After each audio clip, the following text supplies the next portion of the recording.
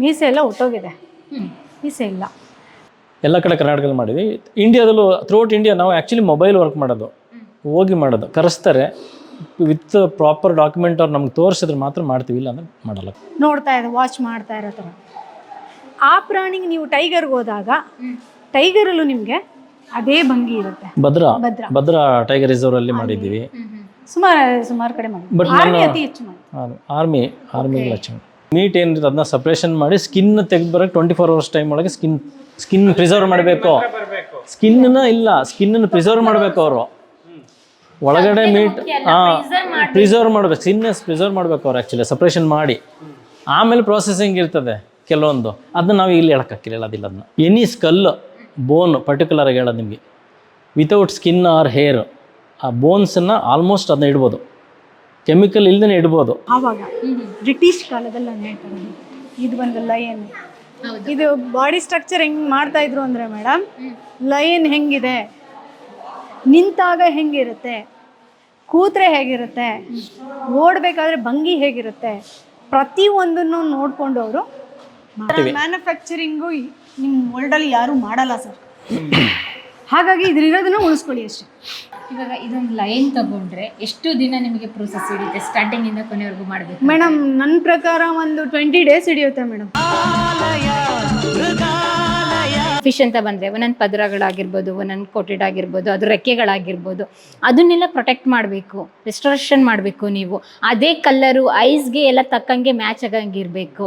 ಅದನ್ನೆಲ್ಲ ಕ್ಯಾಲ್ಕುಲೇಷನ್ ಎಲ್ಲ ಹೇಗೆ ಮಾಡ್ತೀರಾ? ಒಂದು ಸೈಜ್ ನೋಡಾಗಿರ್ಬೋದು, ಐಸ್ ನೋಡಾಗಿರ್ಬೋದು. ಇವಾಗ ಬಾಡಿ ಎಲ್ಲ ಹಾಳಾಗಿರುತ್ತೆ. ಇವಾಗ ಒಂದು ಫೋಟೋ ತೋರಿಸಿರಿ ನೀವು, ಯಾರೋ ಪೇಂಟ್ ಹೊಡೆದಿಟ್ಟಿದ್ರು ಅಂತ, ಅದನ್ನು ಪೇಂಟ್ ಮತ್ತೆ ನೀವು ಅಳಿಸ್ಬೇಕು. ಇವಾಗ ನೀರಾಕಿ ವಾಶ್ ಮಾಡೋಕ್ಕಾಗಲ್ಲ, ಮಾಮೂಲಿ ಥರ ಎಲ್ಲ ಮೆತ್ತಗಾಗಿ ಹೋಗ್ಬಿಟ್ಟಿರುತ್ತೆ. ಇವಾಗ ನಾವು ಒಂದು ಟಿಶ್ಯೂ ಪೇಪರ್ಗೆ ಹೆಂಗೆ ನೀರು ಹಾಕಿರ್ತೀವಿ, ಅದು ಒದ್ದೆ ವೇಸ್ಟ್, ಯೂಸ್ ಆ್ಯಂಡ್ ಥ್ರೋ ಥರ. ಇದನ್ನೇ ಯಾವ ರೀತಿ ಪ್ರೊಟೆಕ್ಟ್ ಮಾಡೋದಕ್ಕೆ ನೀವು ಪ್ರಯತ್ನ ಪಡ್ತೀರಾ? ಇವಾಗ ಯಾವುದೋ ಒಂದು ಮನೆಗೆ ಹೋಗ್ತೀರಾ, ಮ್ಯೂಸಿಯಮ್ಗೆ ಹೋಗ್ತೀರಾ, ಕರೀತಾರೆ, ಈ ರೀತಿ ಇರುತ್ತೆ ಅಂತ ಹೇಳಿದಾಗ ಫಸ್ಟು ಸ್ಟೆಪ್ ಏನು ಮಾಡ್ತೀರಾ? ಇವಾಗ ಪೇಂಟ್ ಮಾಡಿರ್ತಾರೆ ಫಿಶ್ಗೆ. ಪೇಂಟ್ ಅಂತಲ್ಲ, ಫಸ್ಟ್ ಸ್ಟೆಪ್ ನಾವು ಮಾಡೋದಕ್ಕೆ ಕ್ಲೀನಿಂಗ್. ಅದು ಆ್ಯಕ್ಚುಲಿ ಕ್ಲೀನಿಂಗ್ ಮಾಡ್ತೀವಿ, ಬ್ಲೋವರಲ್ಲಿ ಬ್ಲೋ ಮಾಡಿ ಅದನ್ನ ಕ್ಲೀನಿಂಗ್ ಮಾಡ್ತೀವಿ. ಏನು ಡಸ್ಟ್ ಇರುತ್ತೆ ಕ್ಲೀನ್ ಆಗುತ್ತೆ. ಆಮೇಲೆ ಕೆಮಿಕಲ್ ಕ್ಲೀನಿಂಗ್ ಅಂತ ಬರುತ್ತೆ, ಕೆಮಿಕಲ್ ಹಾಕಿ, ಇದು ಇಂಪಾರ್ಟೆಂಟ್. ಕೆಮಿಕಲ್ ಕ್ಲೀನಿಂಗ್ ಮಾಡ್ತೀವಿ. ಕೆಮಿಕಲ್ ವಾಶ್ ಇರುತ್ತೆ. ಫಸ್ಟ್ ಕೆಮಿಕಲ್ ಕ್ಲೀನಿಂಗಿಂತ ಮುಂಚೆ ಕೆಮಿಕಲ್ ವಾಶ್ ಮಾಡ್ತೀವಿ. ಅದನ್ನ ಮಿಸ್ಟ್ ಸ್ಪ್ರೇ ಮಾಡಿಬಿಟ್ಟು ವಾಶ್ ಮಾಡಿ ಕ್ಲೀನ್ ಡರ್ಟಿ ಎಲ್ಲ ತೆಗಿತೀವಿ. ಆಮೇಲೆ ಕ್ಲೈಮೇಟ್ ಇಂಪಾರ್ಟೆಂಟ್ ನಮಗೆ. ರೈನಿ ಸೀಸನ್ ಎಲ್ಲ ತುಂಬ ಪ್ರಾಬ್ಲಮ್ ಆಗುತ್ತೆ. ಆ್ಯಕ್ಚುಲಿ ಸ್ಕಿನ್ ಅಲ್ವಾ, ಅದು ಹೇರ್ಸ್ ಇರುತ್ತಲ್ವ, ಬೇಗ ಡ್ರೈ ಆಗಲ್ಲ ಅದು. ಅದಕ್ಕೆ ನಾವು ಹೇರ್ ಡ್ರೈಯರ್ ಸಹ ಯೂಸ್ ಮಾಡ್ತೀವಿ ಡ್ರೈ ಮಾಡೋಕ್ಕೆ. ಆಮೇಲೆ ಕೆಮಿಕಲ್ ವಾಶ್ ಆದಮೇಲೆ ಪ್ರೊಸೆಸಿಂಗ್ ಸ್ಟಾರ್ಟ್ ಮಾಡ್ತೀವಿ. ಒಂದೊಂದೇ ಡ್ಯಾಮೇಜ್ ನೋಡ್ತೀವಿ, ಎಲ್ಲೆಲ್ಲಿ ಯಾವ ಥರ ಡ್ಯಾಮೇಜ್ ಇದೆ, face, eyes, nose, any damage ಅದನ್ನ ಅಟೆಂಡ್ ಮಾಡ್ಕೊಂಡು ಬರ್ತೀವಿ. ರಿಯಾಲಿಟಿ ತರಬೇಕಾದ್ರೆ ನಮ್ಮ ಹತ್ರ ಆಲ್ಮೋಸ್ಟ್ ಎಲ್ಲ ಫೋಟೋಸ್ ಎಲ್ಲ ಇರ್ತದೆ ಆಲ್ರೆಡಿ, ಗೊತ್ತಲ್ಲ ನಿಮ್ಗೆ. ಈಗ ಗೂಗಲ್ ಹೊಡೆದ್ರೆ ಬಂದ್ಬಿಟ್ಟು ವೈಲ್ಡ್ ಲೈಫ್ ಹೆಂಗಿದೆ ಅಂತ, ಅದನ್ನ ತೊಗೊಂಡು ಮಾಡ್ತಾ ಇರ್ತೀವಿ. ಅಲ್ಲಿಗೂ ಇಲ್ಲಿಗೂ ಕಂಪೇರ್ ಮಾಡ್ಕೊಂಡು ಮಾಡ್ತೀವಿ. ಎಷ್ಟು ದಿನ ಹಿಡಿಬೋದು ಸರ್ ಒಂದು ಫಿಶ್ ಏನಾರು ತಗೊಂಡ್ರೆ? ಫಿಶ್ಶಿಗೆಲ್ಲ ಆಲ್ಮೋಸ್ಟ್ ನಾವು ಎಲ್ಲೋ ಒಂದು ಕಡೆ ಈಗ last 2 months back 3 months back work ಮಾಡಿದ್ವಿ, ಒಂದು ಮಾಸ್ಟರ್ ಫಿಶ್ ಮಾಡಿದ್ವಿ. ನೀವು ತೋರಿಸಿದ್ನಲ್ಲ ನಿಮಗೆ, ನಾವು ಅದನ್ನ ಆ್ಯಕ್ಚುಲಿ ಎಸ್ಟಿಮೇಷನ್ ಕೊಟ್ಟಿದ್ದವ್ರಿಗೆ ಒಂದೇ ದಿನದಲ್ಲಿ ಆಗುತ್ತೆ ನಮ್ಮ ಮಟ್ಟಕ್ಕೆ. ನಮ್ಗೆ ಆಲ್ಮೋಸ್ಟ್ 7 to 8 days ಹಿಡಿತದೆ ಒಂದು ಫಿಶ್ಶಿಗೆ. ಅಷ್ಟು ತುಂಬ ಪ್ರಾಬ್ಲಮ್ ಆಗಿತ್ತದು. ಯಾಕೆಂದರೆ ಅದು ತುಂಬ ಡಿಕೆ, ಅದು ಏನೆಲ್ಲ ಆಗೋಗಿತ್ತದು. ಯಾರೋ ಆರ್ಟಿಸ್ಟ್ ಮಾಡಿದ್ರಂತೆ, ಮುಂಬೈಯವ್ರು ಬಂದು ಅದ್ರ ಮೇಲೆ ಎಲ್ಲ ಪ್ಲಾಸ್ಟಿಕ್ ಏನೆಲ್ಲ ಹಾಕ್ಬಿಟ್ಟು ಮಣ್ಣೆಲ್ಲ ಹಾಕಿ ಕಲಸಿ ಏನೆಲ್ಲ ಮಾಡಿಬಿಟ್ಟಿದ್ದಾನೆ ಅವನು. ಮಣ್ಣು ಕಲಿಸ್ಬಿಟ್ಟು ಅದ್ಮೇಲೆ ಪ್ಯಾಚ್ ಮಾಡಿ ಅದ್ರ ಮೇಲೆ ಅವ್ನು ಪೇಂಟ್ ಮಾಡಿದ್ದ. ಅವನಿಗಂದರೆ ನಾರ್ಮಲ್ ಆಗಿ ಬೇಸಿಗೆ ಗೊತ್ತಿಲ್ಲ ಅವ್ನಿಗೆ ಏನು ಮಾಡಬೇಕು ಅಂತ. ಆಮೇಲೆ ನಾವು ಇಬ್ಬರಲ್ಲಿ ಸೇರಿ ಅದನ್ನ ಟ್ಯಾಪ್ ಮಾಡಿ, ಅದನ್ನ ಎಕ್ವಿಪ್ಮೆಂಟ್ಸ್ ಮಾತ್ರ ಇರುತ್ತೆ ಅಲ್ಲ, ಎಲ್ಲ ಐರನ್ದು ಇದಿರ್ತದೆ, ಅದ್ರಲ್ಲಿ ಟ್ಯಾಪ್ ಮಾಡಿ ಅಲ್ಲಿ ಔಟರ್ ಲೇಯರ್ ತೆಗೆದು ಆಮೇಲೆ ಒಳಗಡೆ ಏನಿದೆ ಅಂತ ನೋಡಿ ಅದೇ ಥರ ಮ್ಯಾಚ್ ಮಾಡಿಕೊಂಡು ಕಂಪ್ಲೀಟ್ ಮಾಡಿದ್ವಿ ಅದನ್ನ. Okay, super sir. ಇವಾಗ ಅಲ್ಲಿ ನೋಡ್ತಿದ್ರೆ ಫಿಶ್ ಶೆಡ್, ಅದಕ್ಕೇನು ಕೆಮಿಕಲ್ ಹಾಕಲ್ಲ, ಎಲ್ಲ ಹೊರಗಡೆ ಹೋಗ್ಬಿಟ್ಟಿರುತ್ತೆ, ಅದ್ರದ್ದು ಬಾಡಿ ಸ್ಟ್ರಕ್ಚರ್ ಎಲ್ಲ ಹೋಗಿರುತ್ತೆ. ಆ ಥರ ಮೂಳೆ ಇರುತ್ತಲ್ಲ, ಅದು ಎಷ್ಟು ದಿನ ಇರುತ್ತೆ ಸರ್? ಏನು ಕೆಮಿಕಲ್ ಹಾಕ್ತಿಲ್ಲ, ಏನು ಇಲ್ದಲೆ ಮನೇಲಿ ಇಟ್ಕೊಂಡು ಎಷ್ಟು ದಿನ? ಸುಮ್ಮನೆ ಇದ್ರೆ ಅದು 1 ತಿಂಗಳು ಬರೋದು ಹೆಚ್ಚು. ಅದು ಹೊರಟೋಗ್ಬಿಡುತ್ತೆ. ಮೀನಲ್ಲ, ಫಿಶ್ ಅಲ್ವಾ, ಅದು ಹೊರಟೋಗ್ಬಿಡುತ್ತೆ, ಬೇಗ ರಾಟ್ ಆಗುತ್ತೆ ಅದು. ಓಕೆ, ಕೆಮಿಕಲ್ ಹಾಕದೆ ಎಡ್ನಲ್ಲಿ ಇಡಕ್ಕೆ ಆಗೋದೇ ಇಲ್ಲ ನಿಮಗೆ. ಫಿಶ್ ಸ್ಪೆಷಲಿ ಫಿಶಲ್ಲಿ ಇಡಕ್ಕೆ ಆಗೋದೇ ಇಲ್ಲ, ಹೊರಟೋಗುತ್ತೆ ಬೇಗ. ಇಲ್ಲಿ ಇದು ಯಾಕೆ ಈ ಥರ ಇದೆ ಅಂತ ಹೇಳಿದ್ರೆ ಮೇಡಮ್, ನಾವು ಒಳಗಡೆ ಎಲ್ಲ ರಿಮೂವ್ ಮಾಡಿದ್ದಾರೆ. ಇದು ಬೇಸಿಕಲಿ ಬಂದು ನಿಮಗೆ ಬೋನ್ ಟೈಪ್ ಇರುತ್ತೆ. ನಮ್ಮದು ಮೂಳೆಗಳೆಲ್ಲ ಯಾವ ರೀತಿ ಇರುತ್ತೆ ಆ ರೀತಿ ಇರೋದ್ರಿಂದ ಇದನ್ನು ಇಡೋಕ್ಕಾಗಿದೆ ಅಷ್ಟೇ. ಅದರ್ವೈಸ್ ಅದು ನಮ್ಮ ಥರ ಈ ಥರ ಎಲ್ಲ ಇದ್ದರೆ ನಿಮ್ಗೆ ಇಡೋಕ್ಕೆ ಸಾಧ್ಯ ಇಲ್ಲ. ಓಕೆ, ಅದೇ ಮೂಳೆನೂ ಏನು ಕೆಮಿಕಲ್ ಇಲ್ದಲೇ ಇಡ್ಬೋದು ಸ್ವಲ್ಪ ದಿನ ಅಂತ ಹೇಳಕ್ ಬರಲ್ಲ ಮೇಡಮ್. ನಿಮ್ಗೆ ಡಿಪೆಂಡ್ ಅಪಾನ್ ನೀವು ಹೇಗೆ ಇಡ್ತೀರಾ, ನೀವು ಹೇಗೆ ನೋಡ್ಕೊಳ್ತೀರಾ, ಅದ್ರ ಮೇಲೆ ಮೇಂಟೆನೆನ್ಸ್ ಮೇಲೆ ಡಿಪೆಂಡ್ ಆಗುತ್ತೆ ಅಷ್ಟೇ. ನಾವು ಈ ತರ ಕೆಮಿಕಲ್ ಫಿಲ್ ಮಾಡ್ಕೊಂಡು ಕರೆಕ್ಟಾಗಿ ಇಟ್ಕೊಂಡ್ರೆ ತುಂಬಾ ವರ್ಷಗಳು ಬರುತ್ತೆ. ನೋಡಿ ಮೇಡಮ್, ನೀವೊಂದು ಬಟ್ಟೆ ತಗೊಳ್ತೀರಾ, ದಿನ ಅದನ್ನೇ ಹಾಕೊಳ್ತಾ ಇದ್ರೆ ಏನಾಗುತ್ತೆ? ಹಾಳಾಗುತ್ತೆ. ಹಂಗೇನೆ ಹಾಳಾದಾಗ ಏನು ಮಾಡ್ತೀರಾ ನೀವು? ಬೇರೆ ದೋಸೆ ತಗೊಂಡು ಬೋನ್ಸ್ ಎಸಿತೀವಿ. ಬೋನ್ಸ್ ಎಲ್ಲ ಪ್ರಿಸರ್ವ್ ಮಾಡ್ಬೋದು, ಡ್ರೈ ಮಾಡಿ ಇಡ್ಬೋದು. ಯಾಕೆಂದರೆ that is nothing but calcium oxide. ಅದು ಇದೆಲ್ಲ ಆ್ಯಕ್ಚುಲಿ ಅವರು ಆಲ್ರೆಡಿ ಪ್ರಿಸರ್ವ್ ಮಾಡಿದ್ದಾರೆ. ಅಂದರೆ ಮೊದಲು ವ್ಯಾನಿಂಗನಿಂದ ಪ್ರೊಡಕ್ಷನ್ ಆಗಿ ಬರುವಾಗಲೇ ಅದು ಕೆಮಿಕಲ್ ಟ್ರೀಟ್ಮೆಂಟ್ ಆಗಿ ಬಂದ್ಬಿಟ್ಟಿದೆ. ಎನಿ ಸ್ಕಲ್ ಬೋನ್ ಪರ್ಟಿಕ್ಯುಲರಾಗಿ ಹೇಳೋದು ನಿಮಗೆ, ವಿತೌಟ್ ಸ್ಕಿನ್ ಆರ್ ಹೇರ್, ಆ ಬೋನ್ಸನ್ನು ಆಲ್ಮೋಸ್ಟ್ ಅದನ್ನ ಇಡ್ಬೋದು, ಕೆಮಿಕಲ್ ಇಲ್ಲದೇ ಇಡ್ಬೋದು, ವಾಶ್ ಮಾಡಿ ಇಡಬೇಕಷ್ಟೆ. ಅಂದರೆ ಆ್ಯಕ್ಚುಲಿ ನಥಿಂಗ್ ಬಟ್ ಕ್ಯಾಲ್ಸಿಯಂ ಸುಣ್ಣನೇ ಅದು ಆ್ಯಕ್ಚುಲಿ ನಮ್ಮ ಬಾಡಿಲಿ ಇದೆಯಲ್ಲ, ನಮ್ಮ ಸ್ಕೆಲಿಟನಲ್ಲಿ ಆಲ್ಮೋಸ್ಟ್ ವಿಸಿಬಲ್ ಮಾಡಿ ಇಡ್ಬೋದು. ಅಂದರೆ ಇಡೋತ್ತಿಗೆ ಒಂದು ಕಂಫರ್ಟ್ ಝೋನಲ್ಲಿ ಇರಬೇಕು. ಅದನ್ನ ಈಗ ಸೋಕೇಶನ್ ಆ ಥರ ಇಟ್ಬಿಡ್ಬೇಕಷ್ಟೆ. ಇಲ್ಲಿ ಸ್ಕಲ್ಸ್ ಈ ಪಾರ್ಟಲ್ಲಿ ನಾವು ಮ್ಯೂಸಿಯಂ ಅಲ್ಲಿ ಮೇನ್ಲಿ ಫಿಶ್ದು ನೋಡ್ತೀವಿ. ಬಂದಿದ್ದೀವಿ, ಇಲ್ಲಿ ನೋಡಿದ್ರೆ ವೈಲ್ಡ್ ಅನಿಮಲ್ಸ್ ಇದೆ. ಎಸ್, 100 ವರ್ಷದ 1000 ವರ್ಷದ ಅದು ನೀವೇ ಹೇಳ್ಬೇಕು. 100 ವರ್ಷದ್ದು. ಓಕೆ, ಇದ್ರ ಬಗ್ಗೆ ಫಸ್ಟ್ ಇದರಿಂದ ಸ್ಟಾರ್ಟ್ ಮಾಡೋಣ. ಮೇಡಮ್, ಇದು ಹಂಟಿಂಗ್ ಚೀತಾ. ಇದು ನಮ್ಮ ಮೊದಲು ಇಂಡಿಯಾದಲ್ಲೇ ಇತ್ತು, ಯೂಸ್ ಸಾಕ್ತಾಯಿದ್ರು. ಇದು ನಮ್ಮ ಜುಬರ್ಟ್ ಅವರು ಇದಂತಲ್ಲ, ಅವ್ರ ಮನೇಲೂ ಕೂಡ ಸಾಕಿದುಂಟು. ಆವಾಗ ಬ್ರಿಟಿಷ್ ಕಾಲದಲ್ಲಿ ನಾನು ಹೇಳ್ತಾರೆ. ಇದು ಬಂದು ಲಯನ್. ಇದು ಬಾಡಿ ಸ್ಟ್ರಕ್ಚರ್ ಹೆಂಗೆ ಮಾಡ್ತಾಯಿದ್ರು ಅಂದರೆ ಮೇಡಮ್, ಲಯನ್ ಹೆಂಗಿದೆ, ನಿಂತಾಗ ಹೆಂಗಿರುತ್ತೆ, ಕೂತ್ರೆ ಹೇಗಿರುತ್ತೆ, ಓಡಬೇಕಾದ್ರೆ ಭಂಗಿ ಹೇಗಿರುತ್ತೆ, ಪ್ರತಿಯೊಂದನ್ನು ನೋಡಿಕೊಂಡು ಅವರು ಮಾಡ್ತಾಯಿದ್ರು. ಈಗ ನಿಮಗೆ ಲಯನು ಒಂದು ಪ್ರಾಣಿನ ನೋಡೋ ರೀತಿಯಲ್ಲಿ ಮಾಡಿದ್ದಾರೆ. ಹೌದು, ಆಯಿತಾ? ಯಾವುದೋ ಬರ್ತಾ ಇದೆಯಾ, ಅಥವಾ ನೀರು ಕುಡಿಯೋದಕ್ಕ, ಇಲ್ಲ ಅಟ್ಯಾಕ್ ಮಾಡೋಕ್ಕೆ ಬರುತ್ತಾ, ಆ ಭಂಗಿನಲ್ಲಿ ಇದನ್ನು ಮಾಡಿರ್ತಾರೆ. ಇದು ನೋಡ್ತಾ ಇದ್ದೀರಲ್ಲ, ಇದು ಅಷ್ಟೇ ನೋಡ್ತಾ ಇದೆ, ವಾಚ್ ಮಾಡ್ತಾ ಇರೋ ಥರ. ಆ ಪ್ರಾಣಿಗೆ ನೀವು ಟೈಗರ್ಗೆ ಹೋದಾಗ ಟೈಗರಲ್ಲೂ ನಿಮಗೆ ಅದೇ ಭಂಗಿ ಇರುತ್ತೆ, ಎಲ್ಲ ಸ್ಟ್ಯಾಂಡಿಂಗ್ ಪೊಸಿಷನ್. ಈಗ ಇದ್ರ ಸ್ಟ್ಯಾಂಡಿಂಗ್ ಪೊಸಿಷನ್ ಆಗಿರೋದಕ್ಕೆ ನಾನು ನಿಮಗೆ ಅದ್ರ ಬಗ್ಗೆ ಹೇಳ್ತಾ ಇದ್ದೀನಿ. ಕೂತಿರೋದಾಗಿದ್ರೆ ನಾನು ಬೇರೆ ಹೇಳ್ತೀನಿ. ಅಲ್ಲಿ ಕೂತ್ಕೊಂಡಿರೋ ಥರ ಇದೆ, ಆಯಿತಾ? ಇದು ಬಂದು ನೋಡಿ, ಜಿಂಕೆ ಆದರೂ ಅಷ್ಟೇ, ಪ್ರಾಣಿಗಳಾದರೂ ಅಷ್ಟೇ, ಕೆಲವೊಂದೆಲ್ಲ ನೀರು ಕುಡಿಯೋಕ್ಕೆ ಹೋದಾಗ ಹೇಗಿರುತ್ತೆ, ಬೇರೆ ಪ್ರಾಣಿ ಅಟ್ಯಾಕ್ ಮಾಡುತ್ತೋ ಅಥವಾ ಇಲ್ವೋ ವಾಚ್ ಮಾಡ್ತದೆ ಪ್ರಾಣಿಗಳೆಲ್ಲ, ಅವಕ್ಕೂ ಜೀವ ಭಯ ಇರುತ್ತೆ.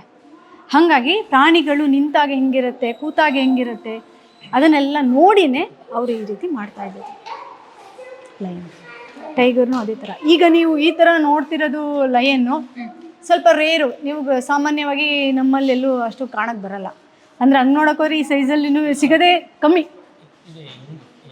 ಹೆಂಗಿದೆ ಹಂಗೆ. ಈಗ ಅವ್ರಿಗೇನು ಬಂಡೆ ಮೇಲೆ ನಿಂತಂಗೆ ಇರಬೇಕು, ಕಾಡಲ್ಲಿ ಬಂಡೆ ಇದೆ, ಬಂಡೆ ಮೇಲೆ ನಿಂತಂಗೆ ಇರಬೇಕು, ಅದೇ ಥರ ಬಂಡೆ ಮಾಡಿದ್ದಾರೆ.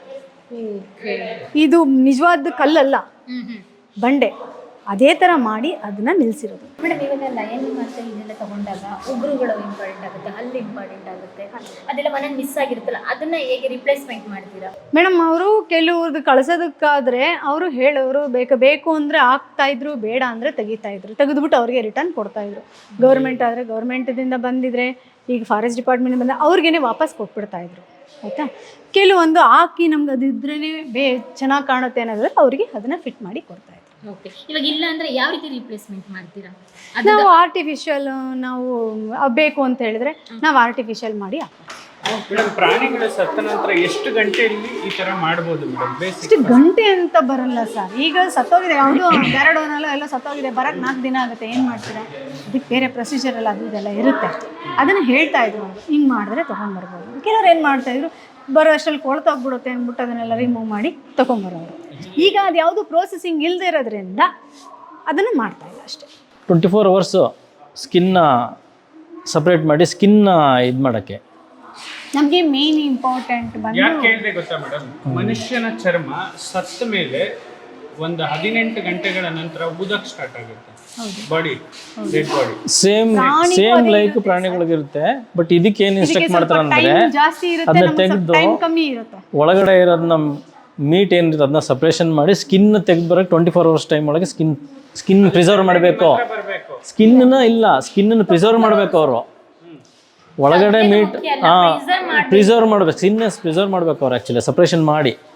ಆಮೇಲೆ ಪ್ರೊಸೆಸಿಂಗ್ ಇರ್ತದೆ ಕೆಲವೊಂದು, ಅದನ್ನ ನಾವು ಇಲ್ಲಿ ಹೇಳೋಕ್ಕಾಗಿಲ್ಲ, ಅದಿಲ್ಲ. ಅದನ್ನ ನಮ್ಮದು ವರ್ಕ್ ಕಾನ್ಫಿಡೆನ್ಷಿಯಲ್ ಇದಿರ್ತದೆ, ಅದು ವರ್ಕ್ ಸೀಕ್ರೆಟ್, ಅದು ಕೆಲವೊಂದು ಹೇಳ್ಕೊಡಲ್ಲ ನಾವು. ಯಾವುದೇ ಒಂದು ಪ್ರಾಣಿನ ನಾನು ಹಿಂಗೆ ಮಾಡಿಸ್ಬೇಕು, ನಮ್ಮ ಮನೇಲಿರೋ ಒಂದು ಪೆಟ್ಟು ನಾಯಿನೇ ಮಾಡಿಸ್ಬೇಕು ಅಂತ ಅಲ್ಲ ಹೇಳಿ ಹೇಳಿ ಹೇಳಿ ಅದು ನೀವು ಏನು ಹೇಳ್ತೀರಿ ಹೇಳಿ. ಎಕ್ಸಾಂಪಲ್ ಕೊಟ್ಟೆ, ನೀವು ಮಾಡಲ್ಲ madam, it's against to law ಇರ್ಬೋದು, ನಾನು ಅದನ್ನ ಹೇಳ್ತಿಲ್ಲ. ಫಾರ್ ಎಕ್ಸಾಂಪಲ್ ನನ್ನ ಮನೆ ನಾಯಿನ ನಾನು ಟ್ಯಾಕ್ಸಿಡರ್ಮಿ ಈ ತರ ಒಂದು ಮಾನ್ಯುಮೆಂಟ್ ತರ ಇಡಬೇಕು ಮನೆಯಲ್ಲಿ, ಒಂದು ಅನಿಮಲ್ ನ, it's my life for ever, ಅದೇ ನನಗೆ ಪ್ರೀಶಿಯಸ್ ಅಂತ ಅನ್ಕೊಳ್ಳಿ. ಆಗ ಪ್ರೊಸೀಜರ್ ಏನು? ಸತ್ತೋಯ್ತು ನಾಯಿ. ಪ್ರೊಸೀಜರ್ ಅನ್ನೋದನ್ನ ಸರ್ಜರಿ ಮಾಡೋಕ್ಕೆ, ಸರ್ಜರಿ ಬ್ಲೇಡ್ ಅಲ್ಲ ಅಂತ ಕುಯ್ಯಕ್ಕೆ ಹೇಳ್ತೀವಿ ನಾವು. ಇಲ್ಲಿಂದ ಕುಯ್ಯಕ್ಕೆ ಹೇಳ್ಬಿಟ್ಟು ಬಾಲಗಂಟ ಕುಯ್ತೀವಿ. ಅದೊಂದು ಪ್ರೊಸೀಜರ್ ಇದೆ, ಅದು ಯಾವ ಶೇಪಲ್ಲಿ ಕೊಯ್ಬೇಕು ಅಂತ. ಇಲ್ಲಿ ಕುಯ್ಯೋದು, ಇಲ್ಲಿ ಗೊತ್ತಲ್ಲ, ಅದೊಂದು ಹಿಂಗಿದ್ರೆ ಇಲ್ಲಿ ಕುಯ್ದು ಹಿಂಗೆ ಕುಯ್ಬೇಕು. ಅದನ್ನ ಕುಯ್ದು ಸಪ್ರೇಷನ್ ಮಾಡಬೇಕು, ಆಮೇಲೆ ಪಿಸ್ ಮಾಡಬೇಕು. ಇದು ಲೈವ್ ಸ್ಟಾಕಿಗೆಲ್ಲ ಏನು ತೊಂದರೆ ಇಲ್ಲ. There is no restriction in India. ವರ್ಲ್ಡಲ್ಲೇ ಇಲ್ಲ, ಲೈವ್ ಸ್ಟಾಕಿಗೆ ಏನು ಪ್ರಾಬ್ಲಮ್ ಇಲ್ಲ. ನಾಯಿ ಆಗಲಿ ಕೋಳಿ ಆಗಲಿ ಅದೇನು ಬೇಕು ಅದೇನು ಮಾಡ್ಬೋದು, ಇಲ್ಲ ಅಂತಿಲ್ಲ.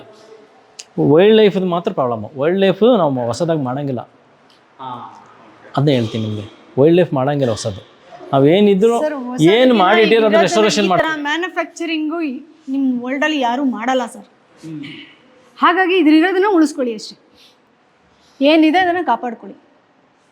ಯಾಕೆಂದರೆ ಆ ಥರ ಮ್ಯಾನುಫ್ಯಾಕ್ಚರಿಂಗು ಎಲ್ಲೂ ನೀವು ಎಲ್ಲೇ ಹೋಗಿ, ಯಾವುದೇ ದೇಶಕ್ಕೆ ಹೋಗಿ, ಅಲ್ಲಿ ನಿಮ್ಗೊಂದು 40 ವರ್ಷ ಬರುತ್ತಾ, 30 ವರ್ಷ ಬರುತ್ತಾ ಅಷ್ಟೇ. ಇವ್ರದ್ದು ನಿಮಗೆ 100, 150 ವರ್ಷ, 200 ವರ್ಷ ಬರುತ್ತೆ ಅಂದಾಗ ಇವ್ರ ಮ್ಯಾನುಫ್ಯಾಕ್ಚರಿಂಗ್ ಹೆಂಗಿದೆ ಅಂತ ನೀವೇ ಇಮ್ಯಾಜಿನ್ ಮಾಡ್ಕೋಬೋದು. ಸ್ಪೆಷಲಿ ವ್ಯಾನಿಂಗ್ ಆ್ಯಂಡ್ ಸ್ಟಫ್ ಥ್ರೋಟ್ ವರ್ಲ್ಡಲ್ಲಿದೆ ಮೇಡಮ್. ಬಟ್ ಅಲ್ಲಿ ಮ್ಯೂಸಿಯಮಲ್ಲಿ ತುಂಬ ಚೆನ್ನಾಗಿ ಕಾಪಾಡ್ಕೊಂಡಿದ್ದಾರೆ. ಬಟ್ ಇಲ್ಲಿ ನಾವು ಇಟ್ಕೋಬೇಕಷ್ಟೇ. ಇವಾಗ ಅದೆಲ್ಲ ಕ್ಲೋಸ್ ಆಯ್ತು. ಅಲ್ಲಿ ಏನಾದ್ರು ಮುಂಚೆ ನಿಮ್ಮ ಡ್ಯಾಡಿ ಜೊತೆ ತುಂಬಾ ಜನಕ್ಕೆ ಏನಾದ್ರು ತರಬೇತಿ ಕೊಡ್ತಾ ಇದ್ರಾ ಅಥವಾ ಇಂಟ್ರೆಸ್ಟ್ ಇದ್ದಾರೆ? ಇಲ್ಲ ಮೇಡಮ್, ತರಬೇತಿ ಅಂತ ಅಲ್ಲೆಲ್ಲ ಬಂದಲ್ಲಿ ಕೆಲಸ ಮಾಡೋರು. ಅಲ್ಲಿ ಆವಾಗ ಇದ್ದವರೇ ತುಂಬ ಎಲ್ಲ ಹಳಬ್ರೇನೆ, ತುಂಬ ಏಜ್ಡ್ ಪರ್ಸನ್. ಹಾಗಾಗಿ ಈಗ ನಾವು ಒಬ್ರು ಉಳ್ಕೊಂಡಿದ್ದೀವಿ, ನಾವು ಇಬ್ರು ಉಳ್ಕೊಂಡಿದ್ದೀವಿ ಅಷ್ಟೇ. ಓಕೆ, ಹಿಂಗೆ ಮಾಡ್ಕೋಬೇಕು. ಇಲ್ಲಿ ಕರ್ನಾಟಕದಲ್ಲಿ ಯಾವೆಲ್ಲ ಪ್ಲೇಸ್ಗಳಿಗೆಲ್ಲ ಹೋಗಿ ಈ ಥರ? ದರೋಜಿ ಕರಡಿಧಾಮ, ರಾಯಚೂರು ಫಾರೆಸ್ಟ್, ಅಲ್ಲಿ ಮ್ಯೂಸಿಯಂ ಮಾಡಿದ್ದಾರೆ. ಅಲ್ಲಿ ತುಂಬ ಚೆನ್ನಾಗಿದೆ. ಅಲ್ಲಿ ರೆಸ್ಟೋರೇಷನ್ ಮಾಡಿಸ್ತಾ ಇರ್ತಾರೆ. ಯಾಕೆಂದರೆ ಅಲ್ಲಿ ಪ್ರಾಣಿಗಳು ನೋಡೋಕ್ಕೆ ಏನಿಲ್ಲ ಅಂತೆ. ಸೊ ಅಲ್ಲಿ ತುಂಬ ಜನ ಬರ್ತಾರೆ ವಿಸಿಟ್ಸ್. ಇವಾಗಂತೂ ಸಿಕ್ಕಾಪಟ್ಟೆ ಜನ ಬರ್ತಾರೆ ಅಂತೆ. ದರೋಜಿನಲ್ಲೂ ತುಂಬ ಜನ ಬರ್ತಾರೆ. ಆಮೇಲೆ ಇನ್ನೆಲ್ಲಿ ಮಾಡ್ಕೊಟ್ಟಿದ್ದಾರೆ, ಆಲ್ಮೋಸ್ಟ್ ಕೊಡಗು, ಚಿಕ್ಕಮಂಗ್ಳೂರು, ಹಾಂ ಚಿಕ್ಕಮಂಗ್ಳೂರಲ್ಲಿ ಭದ್ರಾ ಟೈಗರ್ ರಿಸರ್ವ್ ಅಲ್ಲಿ ಮಾಡಿದ್ದೀವಿ. ಸುಮಾರು ಕಡೆ ಮಾಡಿ. ಬಟ್ ಅತಿ ಹೆಚ್ಚು ಮಾಡಿ ಆರ್ಮಿ ಫಾರೆಸ್ಟ್ ಡಿಪಾರ್ಟ್ಮೆಂಟ್ ಅಲ್ಲಿ ಸುಮಾರು ಕಡೆ ಮಾಡಿದ್ದೀವಿ. ಇವಾಗ ಹಳೆ ಕಾಲದ ಅರಮನೆ ಮನೆಗಳಲ್ಲಿ, ರಾಜರ ಕಾಲದ ಮನೆಗಳಲ್ಲಿ ಜಿಂಕಿ ಕೊಂಬು ಅದೆಲ್ಲ ಇರುತ್ತೆ, ಅಲ್ಲಿಗೇನೆ ಹೋಗಿ ಮಾಡ್ಕೊಡ್ತೀರಾ? ಅಂದ್ರೆ ಅವ್ರ ಹತ್ರ ಸರ್ಟೆನ್ ಡಾಕ್ಯುಮೆಂಟ್ ಇರಬೇಕು ಅವ್ರ ಕೈಲಿ. ಅದಕ್ಕೆ ಲೈಸೆನ್ಸ್ ಇರಬೇಕು, ಫಾರೆಸ್ಟ್ ಡಿಪಾರ್ಟ್ಮೆಂಟ್ ಪರ್ಮಿಷನ್ ಲೆಟರ್ ಇರ್ತದೆ. ಹಳೇದು ಅಂತ ಹೊಸದು ನಾವು ಮಾಡೋಕ್ಕೋಗಲ್ಲ. ಹೊಸದು ಅಂತ ನಮಗೆ ಆ್ಯಕ್ಚುಲಿ ಬೈ ವಿಜುವಲ್ ಗೊತ್ತಾಗ್ಬಿಡುತ್ತೆ ಹೊಸದ ಹಳೇದ ಅಂತ. ಪಕ್ಕ ಗೊತ್ತಾಗ್ಬಿಡ್ತದೆ ಹೊಸ ಸ್ಕಿನ್ ಹಳೆ ಸ್ಕಿನ್ ಅಂತ. ನೀವು ನೋಡಿದ ತಕ್ಷಣ ಗೊತ್ತಾಗ್ಬಿಡುತ್ತೆ. ಆಲ್ಮೋಸ್ಟ್ ಎಲ್ಲ ಹಳೇದೇ ಇರೋದು. ಯಾವ್ದು ವ್ಯಾನಿಂಗ್ ಇಂದ ಪ್ರೊಡಕ್ಷನ್ ಆಗಿ ಬಂತು ಅದೇ ಇರೋದು ಎಲ್ಲ ಕಡೆ. ಯಾರಿಗೂ ಅದು ಮಾಡೋಕ್ಕಾಗಲ್ಲ ಮೇಡಮ್. ಫಸ್ಟ್ ಆಫ್ ಆಲ್ ಸುಮ್ಮನೆ ಹಂಗೆ ಹೇಳ್ಕೊಬೇಕಷ್ಟೇ. ಇದೆಲ್ಲ ಈ ಥರ ಎಲ್ಲ ಯಾರೂ ಮಾಡೋಕ್ಕಾಗಲ್ಲ. ಯಾಕೆಂದ್ರೆ ಕೆಲಸನೇ ಹೆಂಗಿತ್ತು, 1000 ಜನ ಅಲ್ಲಿ ಕೆಲಸ ಮಾಡ್ತಿದ್ರು ಅಂದಾಗ ಆ ಕಂಪ್ನಿ ಹೆಂಗಿದ್ದಿರ್ಬೋದು ಯೋಚನೆ ಮಾಡಿ. ಹೌದು ಅಲ್ವಾ? ಆಗ ಮ್ಯಾನುಫ್ಯಾಕ್ಚರಿಂಗ್ ಹೆಂಗಿದ್ದಿರ್ಬೋದು. ಆ ಥರ ಮ್ಯಾನುಫ್ಯಾಕ್ಚರಿಂಗ್ ಯಾರೂ ಮಾಡಲ್ಲ ಮೇಡಮ್, ಯಾರೂ ಮಾಡೋಕ್ಕೆ ಸಾಧ್ಯನೂ ಇಲ್ಲ. ಫಾರಿನಿಂದನೇ ಜಪಾನ್ ಅವರು ಒಂದ್ಸರಿ ಬರ್ತಾರೆ, ಕೆಲಸ ನಿಲ್ಲಿಸ್ಬಿಟ್ರು. ಅವ್ರು ಕಣ್ಣಲ್ಲಿ ನೋಡಿದ್ರೆ ಅವ್ರ ಊರಲ್ಲಿ ಹೋಗಿ ಮಾಡ್ತಾರೆ ಅಂತ. ಜಪಾನೀಸ್ ಅಷ್ಟು ಟ್ರಿಕ್ಕೀಸ್ ಅಲ್ವಾ, ಬ್ರೈನೀಸ್ ಅಂದ್ರೆ ಕಲ್ತ್ಬಿಡ್ತಾರೆ ಬೇಗ ಅಂದ್ಬಿಟ್ಟು. ಒಂದು ಟೀಮ್ ಬಂದಾಗ ಆ ದಿನ ಅವರು ಕೆಲಸನೇ ಸ್ಟಾಪ್ ಮಾಡಿಬಿಡ್ತಾರೆ. ಅವ್ರು ಬಂದು ಹೋಗೋವರೆಗೂ ಅವ್ರು ನಮ್ಮ ವರ್ಕರ್ಸಲ್ಲಿ ಯಾರ್ಯಾರು ಇದ್ರು ಅವ್ರ ವರ್ಕರ್ಸು ಒಬ್ಬರು ಮಾತಾಡೋಂಗಿಲ್ಲ. ಯಾಕೆಂದರೆ ನಮಗೆ ಲಾಂಗ್ ವೇಜಸ್ ಪ್ರಾಬ್ಲಮ್ ಅಷ್ಟೇ ಹೇಳ್ಬೇಕು, ಏನು ಹೇಳೋಂಗಿಲ್ಲ. ಅವ್ರು ಮಾಡಿ ಬಟ್ ಅಲ್ಲಿಗೆ ಅವರು ಬಂದೆಲ್ಲ ನೋಡ್ಕೊಂಡು ಹೋದ್ಮೇಲೆ ಕೆಲಸ ಸ್ಟಾರ್ಟ್ ಮಾಡಿದ್ರು. ಅಲ್ಲಿವರೆಗೂ ಕೆಲಸ ಸ್ಟಾರ್ಟ್ ಮಾಡಿಲ್ಲ. ಅಷ್ಟು ಸೀಕ್ರೆಟ್ ಎಲ್ಲ ಮೇಂಟೈನ್ ಮಾಡ್ತಾ ಇದ್ರು. ಕರ್ನಾಟಕದಲ್ಲಿ ಆಲ್ಮೋಸ್ಟ್ ಎಲ್ಲ ಮಲೆನಾಡು, ನಿಮ್ಮ ಹೇಳಿದ್ರಲ್ಲ, ಚಿಕ್ಕಮಂಗ್ಳೂರು, ಶಿವಮೊಗ್ಗ, ಕೊಡಗು, ಆಮೇಲೆ Bangalore club, Mysuru sports club, Mysuru palace, ಎಲ್ಲ ಕಡೆ ಕರ್ನಾಟಕದಲ್ಲಿ ಮಾಡಿದ್ವಿ. ಇಂಡಿಯಾದಲ್ಲೂ ಥ್ರೂಔಟ್ ಇಂಡಿಯಾ ನಾವು ಆ್ಯಕ್ಚುಲಿ ಮೊಬೈಲ್ ವರ್ಕ್ ಮಾಡೋದು, ಹೋಗಿ ಮಾಡೋದು. ಕರೆಸ್ತಾರೆ ವಿತ್ ಪ್ರಾಪರ್ ಡಾಕ್ಯುಮೆಂಟ್ ಅವ್ರು ನಮ್ಗೆ ತೋರಿಸಿದ್ರೆ ಮಾತ್ರ ಮಾಡ್ತೀವಿ, ಇಲ್ಲ ಅಂದ್ರೆ ಮಾಡೋಕ್ಕೋಗಲ್ಲ. ಆಗ ಎಲ್ಲಾನು ಇತ್ತು ಮೇಡಮ್. ಆಗ ಫಾರೆಸ್ಟದು ಮತ್ತು ಇದು ಆರ್ಮಿದೆಲ್ಲ ಆಲ್ಮೋಸ್ಟ್ ಎಲ್ಲ ಹಳೇದಲ್ವ, 80 ವರ್ಷ 100 ವರ್ಷ 150 ವರ್ಷದ ಹಳೇದೇನೆ ಇರೋದು. ಅದನ್ನೆಲ್ಲ ಮತ್ತೆ ರೆಸ್ಟೋರೇಷನ್ ಮಾಡಿ ಹೊಸತಾರೆ. ಈಗ ಹಿಂಗಾಗಿದೆಯಲ್ಲ, ಇದನ್ನು ವ್ಯಾನಿಂಗನಿಂದ ಹೆಂಗೆ ಬಂತು ಆ ರೀತಿ ಮಾಡ್ಕೊಡ್ತೀವಿ ಅಷ್ಟೇ. ಮೇಡಮ್, ಇವಾಗ ಹೇರ್ ಬಗ್ಗೆ ತಗೊಂಡ್ರೆ ಹೇರ್ ಪ್ರತಿಯೊಂದು ಪ್ರಾಣಿಗೂ ಪ್ರತಿಯೊಂದು ಡಿಫ್ರೆಂಟ್ ಇರುತ್ತೆ. ಹೌದು, ಫೇಸಲ್ಲಿ ತುಂಬ ಹೇರು ಹಾಳಾಗಿರುತ್ತೆ, ಸ್ವಲ್ಪ ಬೇರೆ ಬಾಡಿ ಪಾರ್ಟ್ಸಲ್ಲಿ ಹೇರ್ ಎಲ್ಲ ಕರೆಕ್ಟಾಗಿರುತ್ತೆ ಅಂತ ಹೇಳಿದಾಗ, ಇವಾಗ ಆರ್ಟಿಫಿಷಿಯಲ್ ಹೇರ್ಗಿಂತ ಇವಾಗ ನೋಡಿದರೆ ನಮಗೆ ಆರ್ಟಿಫಿಷಿಯಲ್ ಅನ್ನಿಸ್ತಿಲ್ಲ, ಒರಿಜಿನಲ್ ಹೇರ್ ಅನ್ನಿಸ್ತಾ. ಅದನ್ನು ಹೇಗೆ ಮ್ಯಾಚ್ ಮಾಡ್ತೀರಾ ನೀವು? ಮೇಡಮ್ ಹೇಗೆ ಮ್ಯಾಚ್ ಮಾಡ್ತೀವಿ ನೋಡಿ. ಇವಾಗ ನಿಮ್ಗೆ ಇಲ್ಲಿ ಮೀಸೆ ಇತ್ತು ಇದಕ್ಕೆ, ಆಯಿತಾ? ಮೀಸೆ ಎಲ್ಲ ಹೊಟ್ಟೋಗಿದೆ, ಮೀಸೆ ಇಲ್ಲ. ಸೊ ಇದು ಆರ್ಟಿಫಿಷಿಯಲ್ ಮೀಸೆ ಆಗ್ತದೆ. ಹಾಗೆ ಆರ್ಟಿಫಿಷಿಯಲ್ ಹೇರ್ ಎಲ್ಲ ಹೋಗಿದ್ರೆ ಆರ್ಟಿಫಿಷಿಯಲ್ ಸ್ಕಿನ್ಗಳನ್ನ ಪ್ಯಾಚ್ ಮಾಡ್ತೀವಿ. ಅದೇ ಥರ ಅದ್ರ ಜೊತೆಗೆ ಮೌತ್ಗೆಲ್ಲ ಮೌತ್ ಪಾರ್ಟಿಗೆಲ್ಲ ಪೇಂಟಿಂಗ್ ಎಲ್ಲ ಮಾಡ್ತೀರಾ? ಅದೇ ಥರ ಮಾಡ್ತೀವಿ. ಈಗ ಹಲ್ಲು ಹೆಂಗಿರುತ್ತೆ, ನಮ್ಮ ನಿಜಿಗೆ ಒಂದು ಕಲರ್ ಇರುತ್ತೆ, ಹಲ್ಲೇ ಒಂಥರ ಇರುತ್ತೆ, ನಾಲ್ಗೆನೇ ಒಳಗಡೆ ಇರೋದೇ ಒಂಥರ ಇರುತ್ತೆ. ನಿಮಗೆ ಒಂದೇ ಥರ ಯಾವುದು ಕಾಣಕ್ಕೆ ಬರಲ್ಲ, ಇದರಲ್ಲೆಲ್ಲ ಡಿಫ್ರೆಂಟ್ ಆಗಿರುತ್ತೆ. ಅದನ್ನು ನೋಡಿನೇ ಮಾಡೋದು. ಇವಾಗ ಇದೊಂದು ಲೈನ್ ತಗೊಂಡ್ರೆ ಎಷ್ಟು ದಿನ ನಿಮಗೆ ಪ್ರೊಸೆಸ್ ಹಿಡಿಯುತ್ತೆ ಸ್ಟಾರ್ಟಿಂಗಿಂದ ಕೊನೆವರೆಗೂ ಮಾಡಬೇಕು? ಮೇಡಮ್ ನನ್ನ ಪ್ರಕಾರ ಒಂದು 20 days ಹಿಡಿಯುತ್ತೆ ಮೇಡಮ್. ಯಾಕೆ ಅಂತ ಹೇಳಿದ್ರೆ ರೆಸ್ಟೋರೇಷನ್ನೇ ಮಾಡಿರಲ್ಲ, ಸ್ಕಿನ್ ಹಾಳಾಗಿರುತ್ತೆ.